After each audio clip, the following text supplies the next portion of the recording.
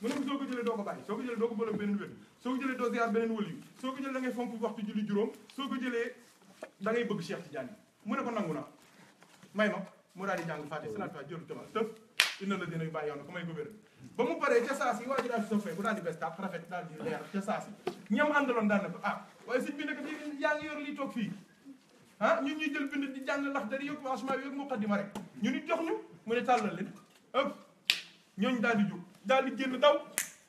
wax ko seen i waa kër fàq ñëw ñooñu wax ko seen i jarbaat fàq ñëw Seydou Mouhamadul Haafis nee na keroog laataa timis sa jot amul benn kër bu nekk ci Mauritanie lu dul tariqa tijaan dugg na ko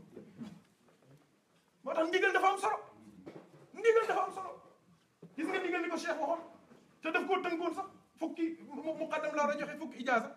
foofu la yem waaye xoolal ni mu barkeele ba tey ji ay millions ci Afrique de l'Ouest nga xam ne 412 millions de musulmans ñoo ci nekk Afrique de l'Ouest 412 millions de musulmans waaye li ci ëpp yëpp ñoo ngi duggee ci l'islam ci biir tariqa tijaan 412 millions de musulmans ñoo nekk Afrique de l'Ouest waaye li ci ëpp yëpp ay jullit la ñoo xamante ni ñoo ngi tuubee jaare ko ci muqaddamu Cheikh na Ahmed Tidiane am na benn mbokk ñu Ali fii Jifri ñëpp xam nañ ko day def ay waxtaan yu surtout yonente bi la sallallahu alayhi wa sallam ci internet di ngeen koy gis wax na ko mu ne ñi gënoon a jaaxal tubaab yi ci kaw suuf mu ne mooy waa kër Cheikh Tidiane yi ndax lu ñu liggéey ci bëccëg bi suñu ñëwee ci benn jotaayu zikkar suñu ne laa ilaha illallah la tubaab yi liggéey ci ci kër yi ak ci bureau yi ak ci école yi def ko ci bopp xale yi sikkar sanu sikkar day bombardé lépp ba mu set mu ne tariqa tijaan mooy ñi gën a taxaw défendre cadre laa ilaha illallah ci kanamu tubaab bi loolu vidéo la boo xamante ni na ngeen ko gëstu vidéo bu doy waar la ndax seede bi gën a neex mooy koo xamante ni ci zahir bokkut ak yow te fekk ñun ñëpp ay taalibe Cheikh na Ahmed Tidiane leen radiyallahu taala anhu moo ngoog kon accompagnement Cheikh Tidiane yi moo ngoog su accompagnement bi amee rek lépp baax dañuy wax ne waa ji dafa wax ne fa nahmadullaha ala ni'matihi is xasana bi xayri awliyaihi ñoo ngi sant yàlla ci xéewalam yi waaye xéewal yi bi ci gën a rëy mooy boole bi ñu boole ki nga xamante ni moo gën ci wala yooyu muy Cheikh Tidiane radiyallahu anhu kon ñun suñu cër bi ñu am du ñun waaye Cheikh Tidiane la radiyallahu taala anhu Cheikh Tidiane la radiyallahu anhu benn buur nee nañu dafa toog ci diggu pénc mi nee nañ ab xale ñëw def ñàkk teggin bu rëy nee na mu daal di ñu ne ah lii de ku ko mos a def rek buur bi rey na la buur bi daal ne dem leen ci kër gi ngeen indil ma bàyyam ñu indi bàyyi mu ne jàpp leen ñu jàpp mu ne tër leen ñu tër mu ne rendi leen ñu rendi ñu ne ko waaw lu tax nga def lii mu ne bàyyi doom ji bàyyi bee ko yorul kon doom ji deful dara kon nit dina def ay erreur yoo xamante ni source erreur ba ay way juróom lay doon waaye nit dina def am ay teraanga yoo xamante tamit source teraanga ba ay way juróom lay doon waaw moo tax loolu mooy dellu siwaat ci li ma doon wax léegi xam nga maa ngi leen wax ci minorité majorité responsabilité efficacité proximité ak accompagnement bi ci war ma ne la way jur mooy def lii yëpp ba ci majorité waaye li ci ëpp foofu la way jur yi taxaw ci li ci ëpp ci la waliyu wala nit yàlla wala sëriñ di ñëwee di jël relais bi pour transition boobu war a am moom mu toppatoo ko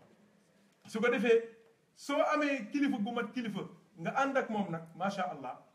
sa lépp dafay baax te dara dootul yàq te da ngay dem ba xam ni sax ndekete wayjur wii ak wayjur wii benn la kii day def rôle kii di def rôle da ngay seetlu fii toujours sama soppe bi da ngay dégg fu mu toll naan sama sëriñ ba sëñ Maodo te man de musuma ko dégg mu ne sama baay ba mus ngeen ko fay dégg mu ne sama papa man de musuma ko dégg ah déedéet def na parce que moo la teg ci yoon bëgg loola xam-xam dem yóbbu la ci borom xam-xam ba nga jàngi mais moom loolu mooy rôle am foofu la yem léegi dafa am keneen koo xamante ni dafa continuer mission bi mooy beneen sëriñ bi foofu laay waxee nii ci Cheikh Tijani radiyallahu anhu ak moom ak muqaddamam yi nga xamante ni kenn ku nekk ci ñoom daf leen a defar préparer leen ngir ñuy accompagner dundu nit ki gis nga da ngay gis ku ci jël wér di rek ni ngay cadré woo ni ngay kii am na yu bëri dafay génn ci sa dund am na détails yoo xamante ni dootoo ci nekk parce que moom mu ngi participer ci ci canaliser sa dund canaliser sa énergie canaliser sa alal xoolal sa morom yi nga bokkal di liggéey am na ci ñoo xamante ni chaque jour ñu tox ñaari paquet cigarette te dàq ñu la tox def ci gémmiñ ñu ñotti rek loolu yomb na xoolal calculer paquet cigarette lu muy jar ah xam ko la toxuñu mais xam ko dara nekk ci waaw gars yi ñëpp di daw waaye mais ay 6 euros 6 euros ñaari paquet mu nekk ñaata 12 euros 30 jours ñaata la 360 euros ni mër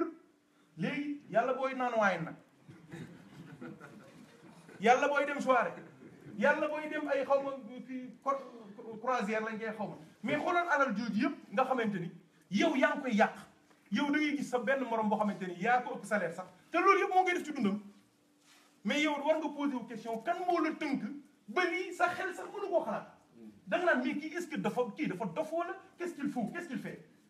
kooku mooy sëriñ bi ki jël relais bi ci wéyjur wi ngir canaliser waat sa dund parce que am na benn moment boo xamante ni nekkatul ay kaddu ak ay dóor parce que kenn dootu la dóor dépassé nga ko kenn dootu la xas parce que léegi am nga jabar am nga mais am na koo xamante ni leeram la lay yaree di la yedd di la teg ci yoon leeram sa lumière te kooku ki kam mooy Cheikh na Ahmed Tidiane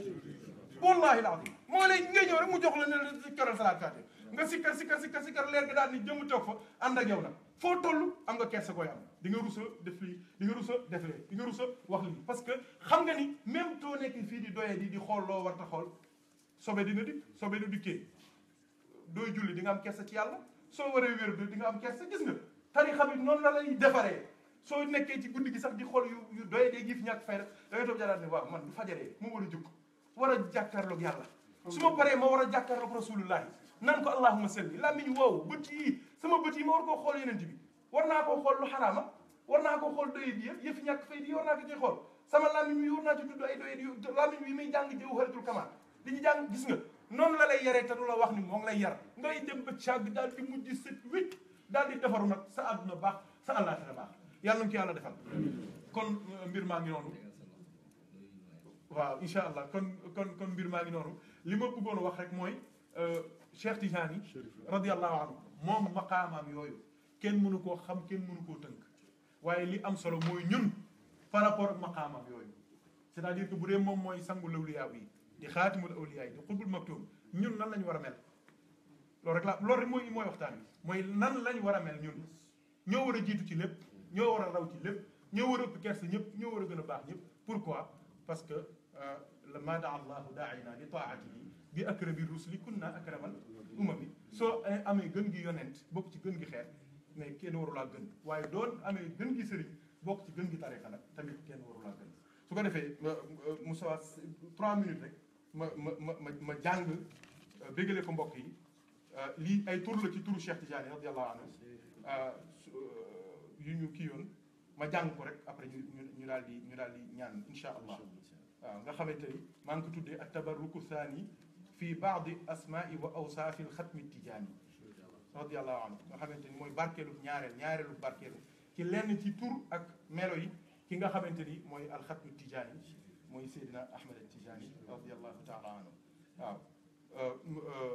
léegi maa ngi ko tàmbale woon di ci barkeeloo ci waxu Seydi Ibrahima Rayaahi bi mu wax ni rabbi inni saddaqtu kulla waliyin raa'iyan qadrahum bi ayni ixtiraami gayra anna bna salimin huwa cheikhi wa malazi wa umdati wa imami waaw ma ne ko Cheikh Tidiane yaa rajaa al ummati yaa kaashifa al gummati yaa dalil al millati yaa muhyiya sunnati yaa saxiixa al wuslati yaa tawila al subhati yaa yasira al bayati yaa jamila al jabhati yaa shahira al kunyati yaa muina al shamati yaa aliya al himmati yaa mubina al rifati yaa sirra al nuqtati yaa nuura al fathati yaa sirra al kasrati yaa nuura al dammati yaa xatma al suurati كامل السورة يا نور الطلعة يا حق السلعة يا باب الروضة يا سر البيضة فنعم القدوة ونعم النعمة ونعم العمدة ونعم الرتبة فنعم الرائد ونعم القائد ونعم الشاهد ونعم الزاهد يا شديد القبضة يا سريع الجذبة يا سليم الصفحة يا غريب الشربة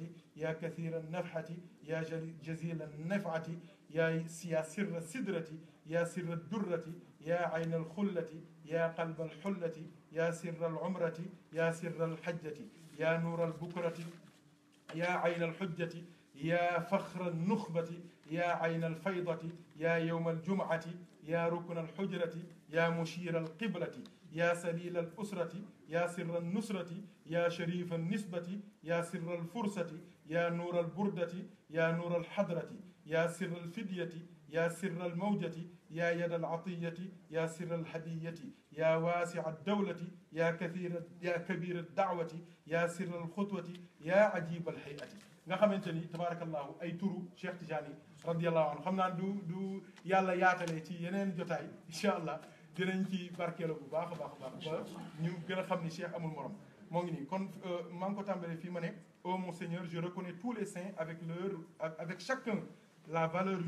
la juste valeur qui lui revient seulement Cheikh Seydi Ahmed Tidiane est mon maître parfait mon refuge inviolable mon pilier indétrônable et mon éternel et infaillible imam kii Seydi Ibrahima Rayahi moo ko wax du maa ko wax man li ma wax moo nekk nii ma ne Cheikh Tidiane est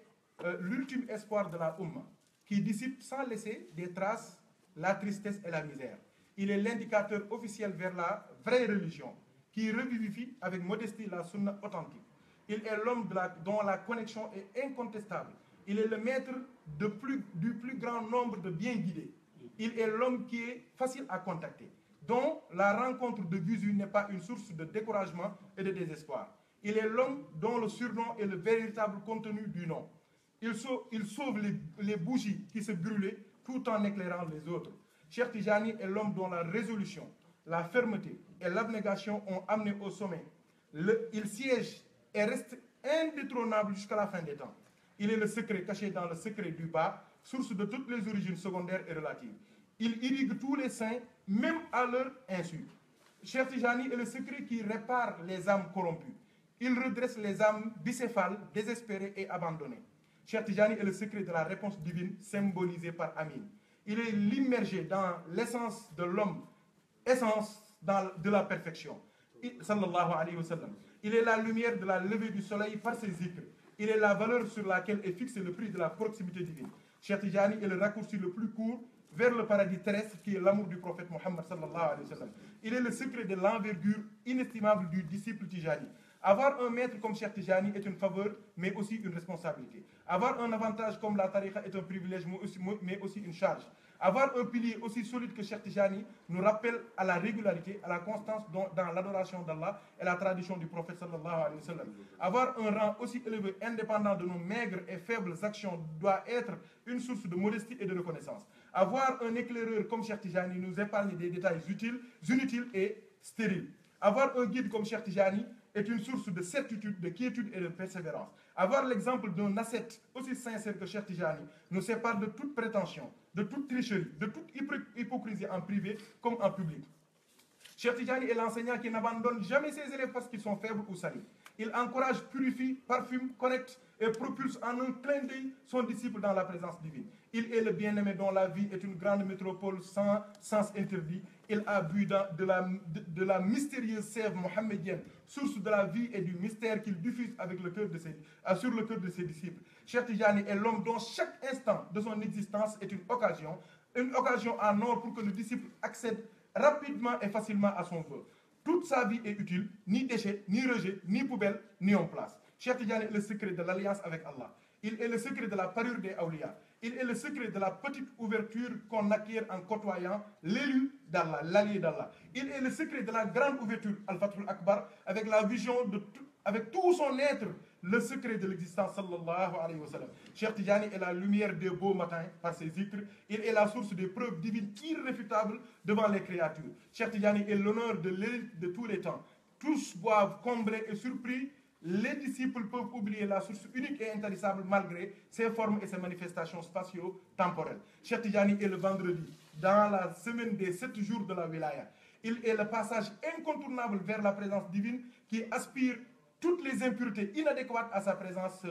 à sa pure sainteté. Il est le drapeau brillant de la Qibla éternelle qui est le prophète Mohammed sallallahu alayhi wa sallam.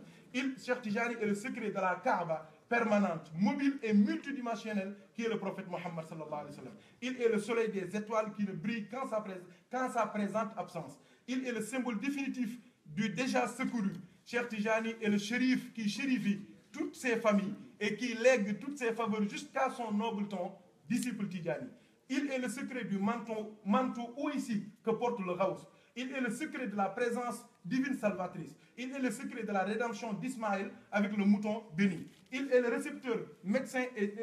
médium et diffuseur attitré de toutes les ondes provenant de la hadra du prophète sallallahu alayhi wa sallam. Cheikh Tidiane est la main qui distribue à profusion et sans restriction. Il est le secret du cadeau divin qui est le prophète sallallahu alayhi wa sallam. Cheikh Tidiane est le dépositaire du secret du vrai cheminement spirituel. Il est le maître que toutes les époques, les générations et les civilisations considéreront avec fermeté qu'il est le maître à elle et exclusivement. Que la bénédiction d'Allah subhanahu wa ta'ala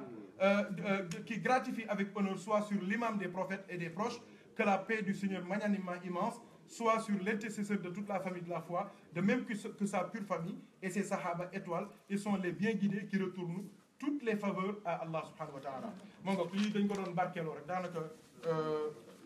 date ba sax kiituma ko waaye maa ngi ko bindee fii ci diggante ERB daal xam naa ni ERB